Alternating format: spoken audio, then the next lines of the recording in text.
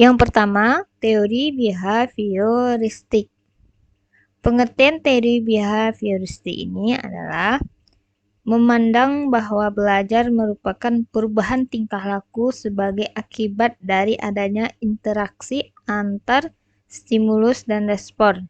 Ini dinyatakan oleh Robert tahun 2014. Sehingga dapat kita pahami bahwa belajar merupakan bentuk dari suatu perubahan yang dialami peserta didik dalam hal kemampuannya untuk bertingkah laku dengan cara yang baru sebagai hasil interaksi antara stimulus dan respon. Peserta didik dianggap telah melakukan belajar jika dapat menunjukkan perubahan tingkah lakunya. Peserta didik atau orang yang belajar harus dihadapkan pada aturan-aturan yang jelas dan ditetapkan terlebih dahulu secara ketat. Kata kunci dari teori behavioristik ini adanya stimulus dan respon ya teman-teman. Adanya stimulus dan respon ini, apa itu stimulus? Stimulus ini berasal dari sesuatu apa yang diberikan oleh guru kepada peserta didiknya. Guru menjelaskan materi dan peserta didik mendengar. Peserta didik yang mendengar itu adalah bentuk respon. Tanggapan yang dihasilkan oleh peserta didik terhadap stimulus yang diberikan guru. Contohnya yang paling mudah, guru menjelaskan abjad A sampai Z dan peserta didik mendengar dan sampailah kepada peserta didik tersebut mampu membaca.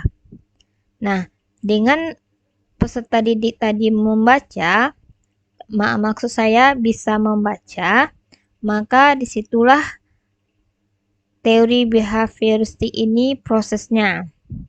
Dan selama dalam proses behavioristik ini, ada aturan yang ditetapkan, aturan jelas. Misalkan, jika dalam proses belajar peserta didik tersebut tidak nyaman dan mereka membuat ulah dan peserta didik tersebut diberi sejenis hukuman.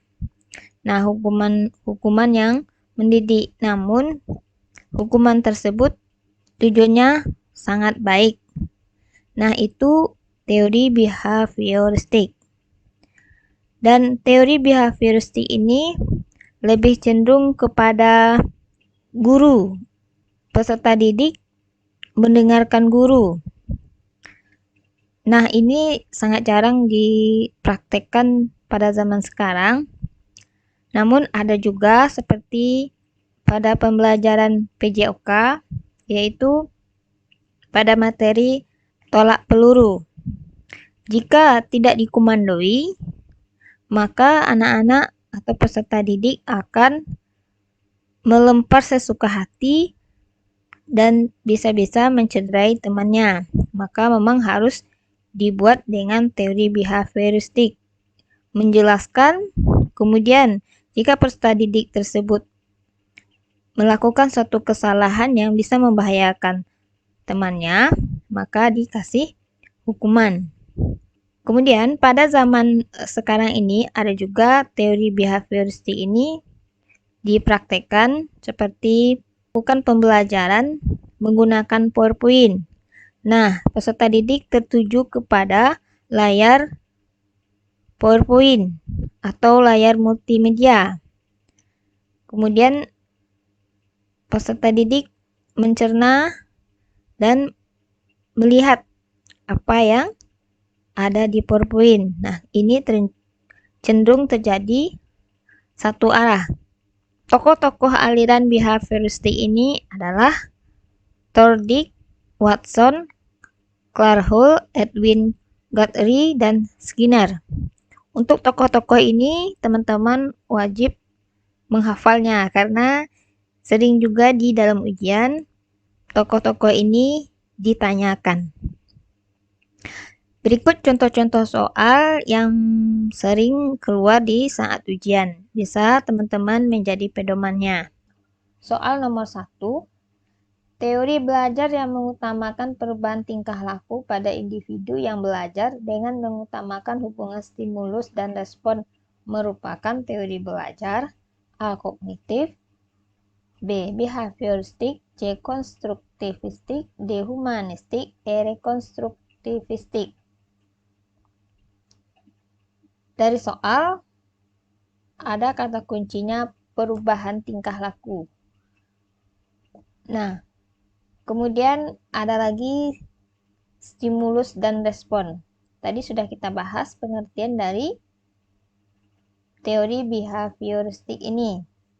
Nah, di sini teman-teman sudah bisa menjawab kira-kira jawaban yang paling benar, yaitu behavioristik. Nah, jika teman-teman menemui soal yang berbentuk seperti ini, perubahan tingkah laku, adanya stimulus dan respon, berarti jawabannya adalah behavioristik. Soal yang kedua, seorang guru mengajar di dalam kelas dengan metode ceramah, sehingga proses pembelajaran lebih terpusat pada guru, sedangkan siswa pasif karena hanya mendengarkan. Hal tersebut termasuk dalam proses pendidikan yang beraliran A. Behavioristik, B. Perennialisme, C. Humanisme, D. Esensialisme, D. Rekonstruksionisme.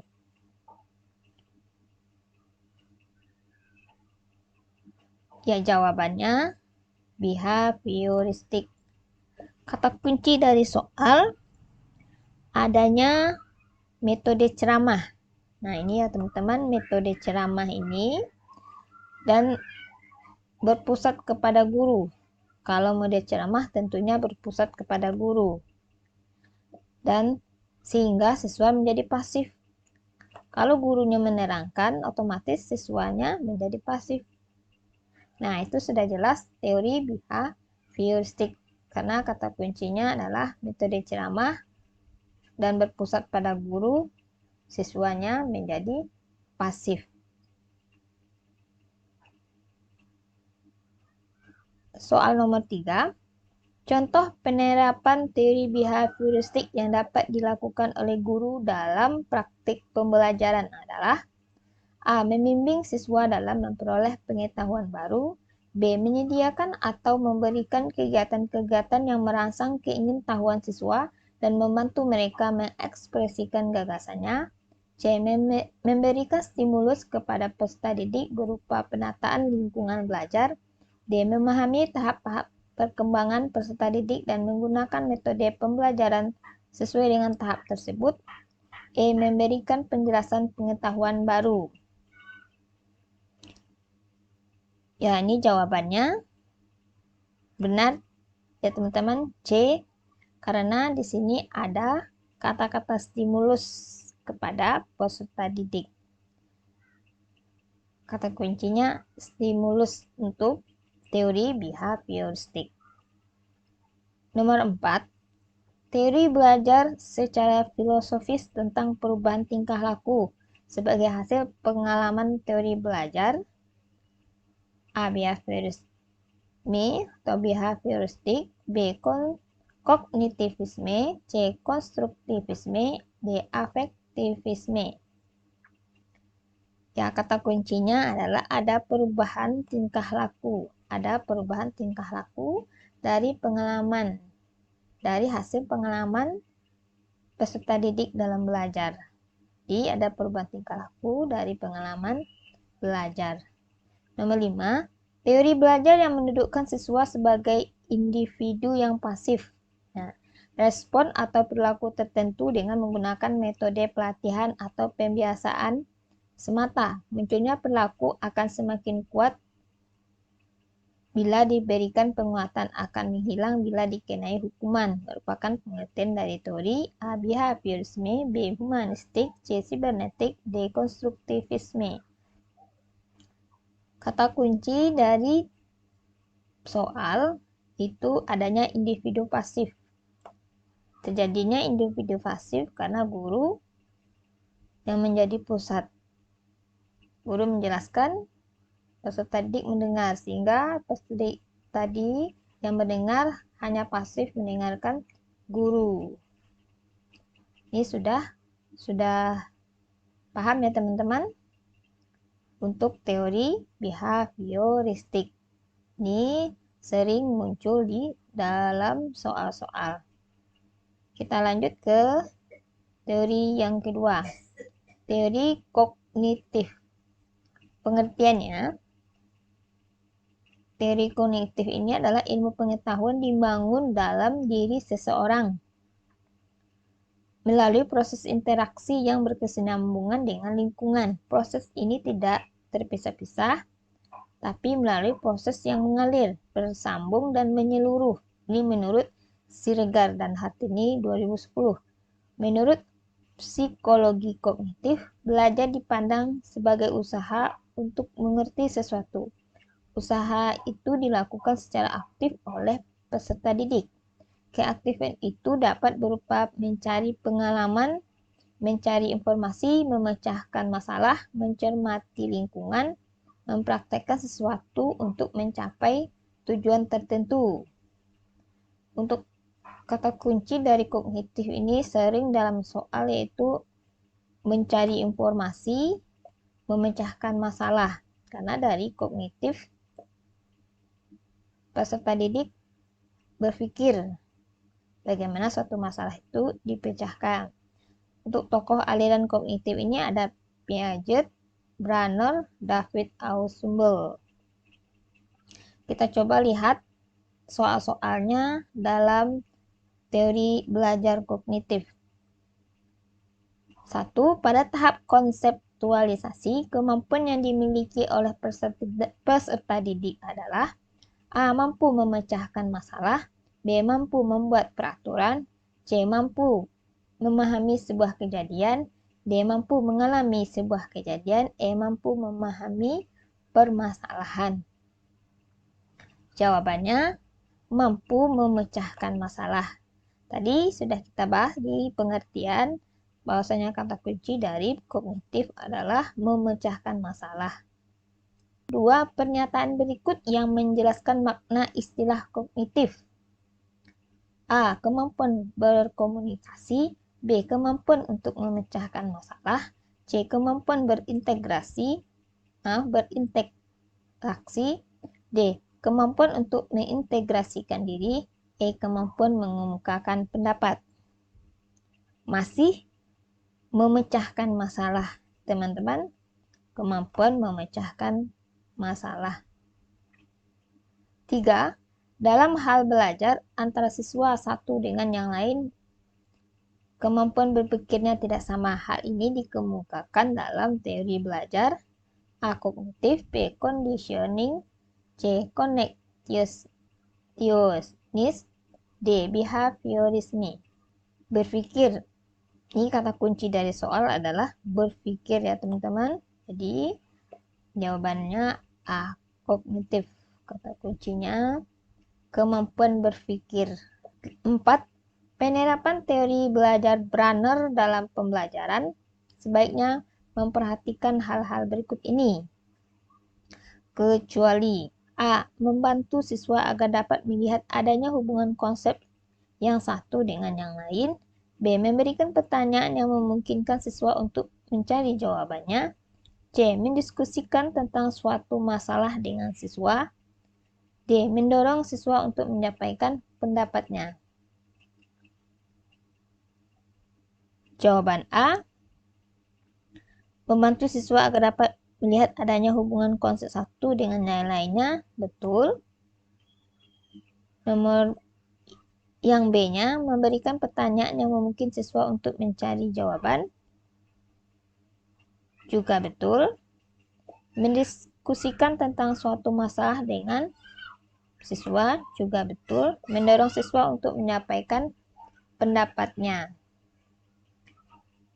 Ini yang kecualinya ya teman-teman.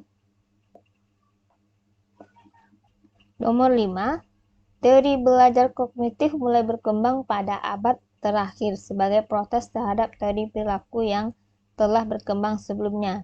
Peneliti yang mengembangkan teori kognitif ini adalah A. Bandura, Phil K. Ausubel, B. Ausubel, Brunner, Bandura, C. Will K. Ausubel, Barner, D. Ausubel, Brunner, dan Cagney. Jawabannya D. Ausubel, Branner, dan Cagney. 6. Suatu teori belajar dikembangkan untuk membangun prinsip-prinsip belajar secara ilmiah. Ini merupakan tujuan dari teori belajar. A. Insight, B. Cognitive, C. Conditioning, D. Connectedness. Di sini kata kuncinya membangun prinsip-prinsip belajar secara ilmiah. Kata kunci dari soal mengenai teori kognitif. Yang ketiga adalah teori belajar konstruktivistik.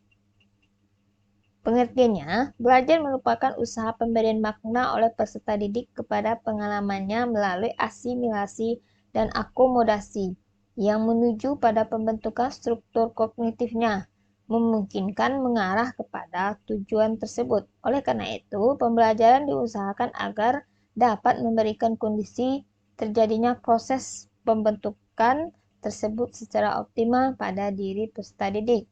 Peserta didik diberikan kesempatan untuk mengembangkan ide-idenya secara luas. Tokoh aliran konstruktivistik ini adalah Lev Vygotsky.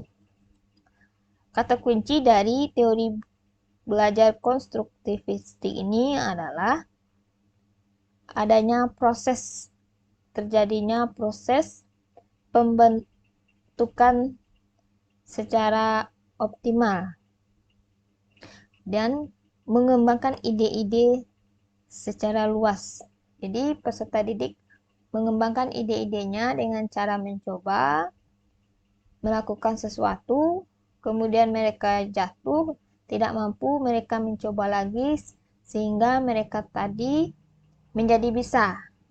Adanya kegiatan yang berulang-ulang, sehingga mereka mampu melakukan kegiatan tersebut secara lancar. Jadi adanya percobaan-percobaan, adanya proses. Contoh-contoh soal untuk teori belajar konstruktivistik ini, yang pertama, aliran ini lebih menekankan pada keaktifan siswa selama kegiatan belajar, aktif berpikir, menyusun konsep-konsep, serta memberi makna tentang hal-hal yang dipelajari. Dan yang paling penting terwujudnya belajar adalah niat peserta itu sendiri. Pernyataan tersebut merupakan aliran dari teori A. Behavioristik, B. Kognitivistik, C. Konstruktivistik, D. Humanistik, E. Sibernetik. Jadi jawabannya sudah jelas, konstruktivistik ya teman-teman, karena kita dalam pembahasan konstruktivistik. Kata kunci dari soal ini yang perlu kita pelajari adanya penyusunan konsep-konsep, aktif berpikir dalam kegiatan pembelajaran. Ini ada konsep-konsep ya teman-teman. Contoh dalam kehidupan sehari-hari, teori konstruktivistik ini seorang anak belajar sepeda yang sebelumnya dia tidak mampu sedikit pun tentang cara bersepeda.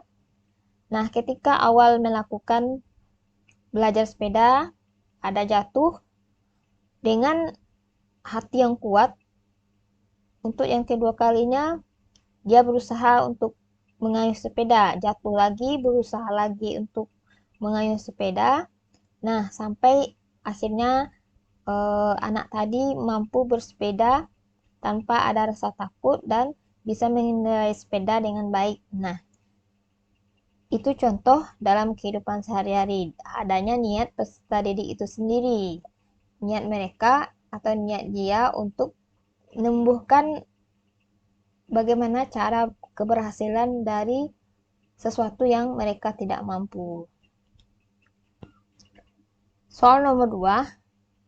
Di dalam proses pembelajaran, para siswa dihadapkan dengan situasi di mana ia bebas mengumpulkan data, membuat dugaan, mencoba-coba, mencari, dan menemukan keteraturan pola, mengeneralisasikan, atau menyusun rumus beserta bentuk umum, membuktikan benar tidaknya dugaan itu. Hal ini merupakan penerapan teori belajar A.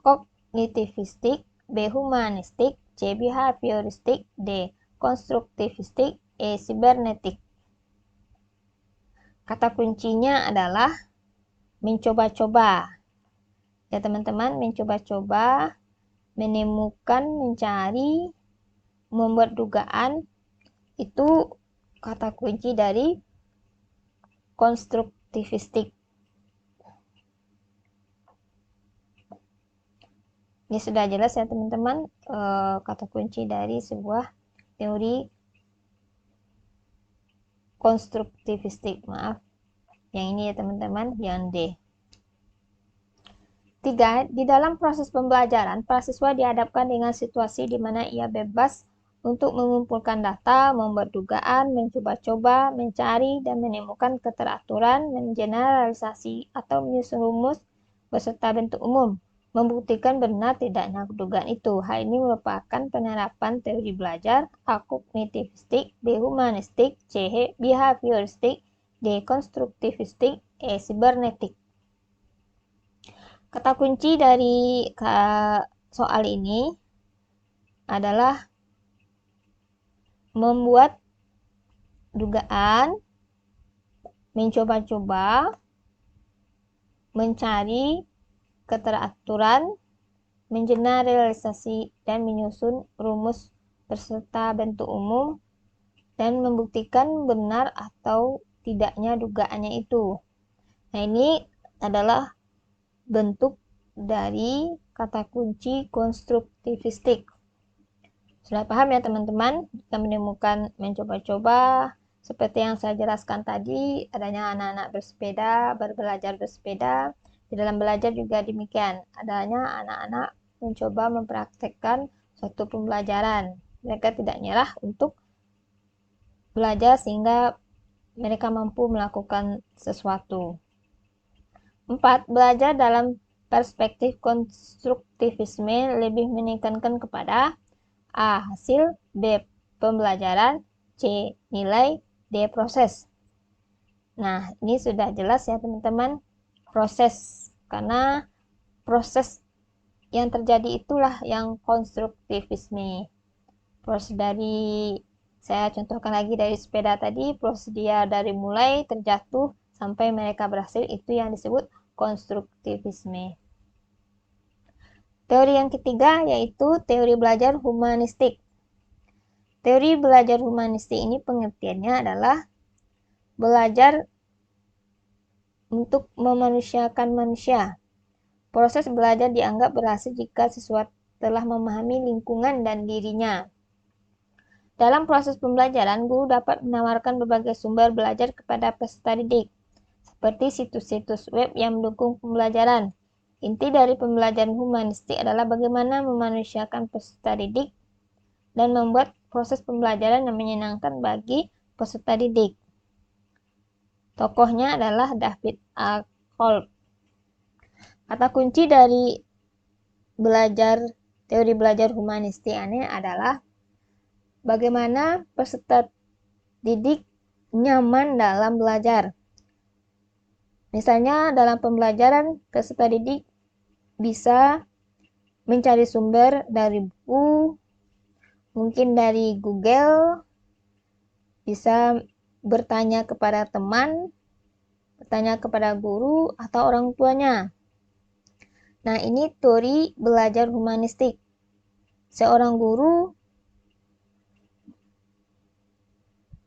memberi kebebasan kepada peserta didik bagaimana peserta didik tadi nyaman dalam belajar, dengan tujuan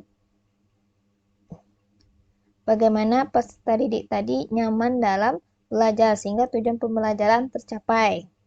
Ini kata kunci dari memanusiakan manusia.